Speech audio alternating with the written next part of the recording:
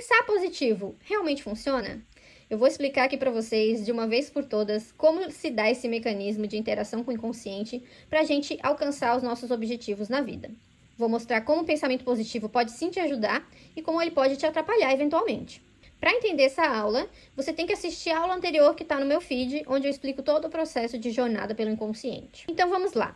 Nós temos aqui o nosso ego, que ele ainda está pequenininho, frágil, né? Ele não fez toda aquela jornada de autoconhecimento, não se fortaleceu, não aprendeu a superar os desafios internos dele.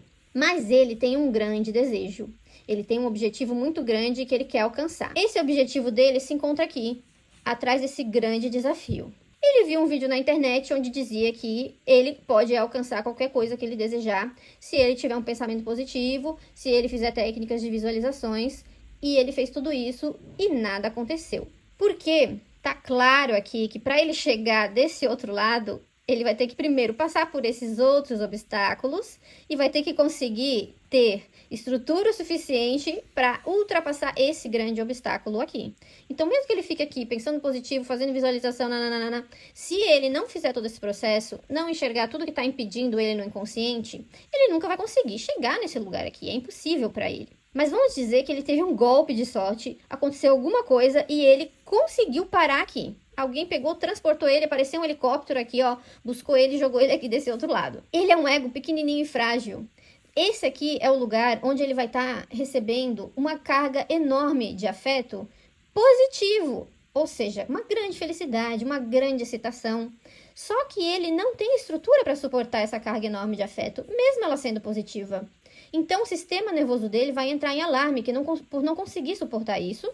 E, como um mecanismo de defesa, o inconsciente dele vai trazer ele de volta, às vezes até pior do que estava antes. Às vezes ele até entra em regressão, tá? Com certeza você já viu alguma notícia de alguma pessoa que teve um golpe de sorte, chegou num lugar maravilhoso, idealizado por ela, e ela conseguiu destruir tudo e voltar a estaca zero. Por quê? Exatamente porque o ego dela, o sistema nervoso dela não suportava essa carga afetiva muito grande. Não quer dizer que pensar positivo, fazer visualização não funciona? Não, não é isso que eu estou querendo dizer. Pensar positivo, ter uma atitude otimista, vai fazer o quê? Com que você persevere ao encarar todos esses desafios, olhar para os seus monstros no seu inconsciente e continuar seguindo em frente, se fortalecendo nesse processo. Então, essa postura otimista é sim muito boa se você tiver a consciência de que você não vai dar um salto daqui para cá. Você vai passar por todo um processo. Então, você vai ter que ter paciência, perseverança e otimismo para fazer esse caminho. Só que o pensamento positivo ou querer ter essa postura sempre positiva pode te atrapalhar quando você for lidar com todos esses monstros do seu inconsciente, porque o que eles são? Esses monstros representam afetos, né? Emoções muito intensas, negativas, crenças também negativas, pensamentos negativos. Eles estão todos lá guardados no seu inconsciente. Então, na hora que você estiver lidando com eles, você não vai ser uma pessoa muito positiva. Por quê? Lembra que na outra aula eu falei que você engolia o monstro? Ou seja, você integrava o monstro? Na hora de integrar ele, você meio que vai se tornar o monstro por um certo momento, entendeu? Ou seja, você vai sentir o que o monstro sente, você vai pensar o que o monstro pensa, e você tem que permitir com que isso passe pelo seu sistema, para você poder digerir e depois eliminar o monstro. Agora, se você está preso numa postura onde você sempre tem que ser positivo, sempre com pensamento positivo, com um sentimento positivo, você nunca vai fazer esse processo de integração dessas coisas bastante negativas que estão no seu inconsciente. E isso vai impedir com que você se fortaleça para superar esses desafios e chegar lá no lugar onde você quer chegar, tá? Aqui você vai criar imunidade para afetos intensos. O seu sistema nervoso vai aprender a lidar com afetos intensos. E aprendendo a lidar com esses afetos intensos, que geralmente são negativos nesse processo aqui de autoanálise, você também fortalece o seu sistema nervoso para lidar com os afetos positivos, uma extrema felicidade, né?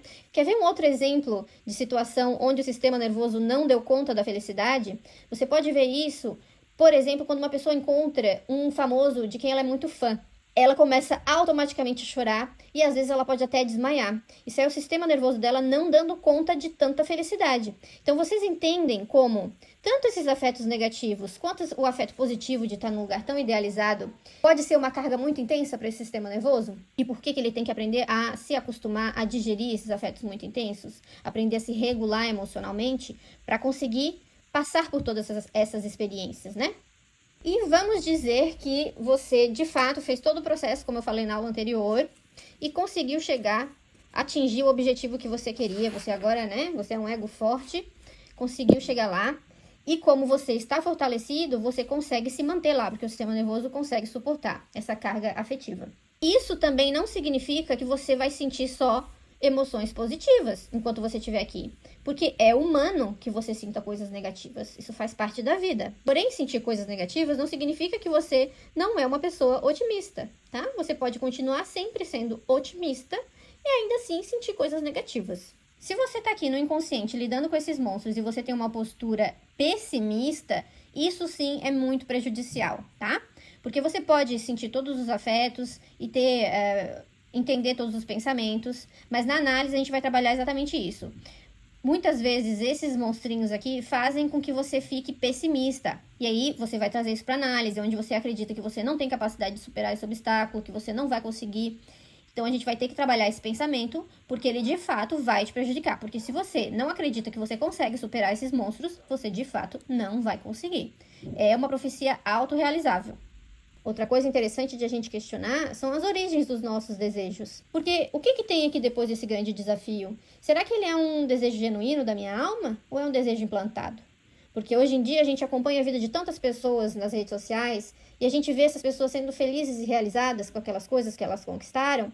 E a nossa alma sente o desejo de ter aquela mesma felicidade e realização.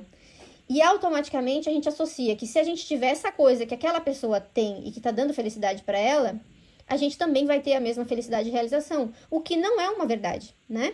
Então, ao desejar ter a mesma felicidade e realização, a gente se confunde com o objeto do desejo. Mas, para ter essa mesma felicidade e realização, você vai ter que olhar para dentro e descobrir o que para você faz sentido e que vai te gerar essa satisfação. Não adianta querer projetar na conquista do outro. Mas tem algo que também pode acontecer aqui.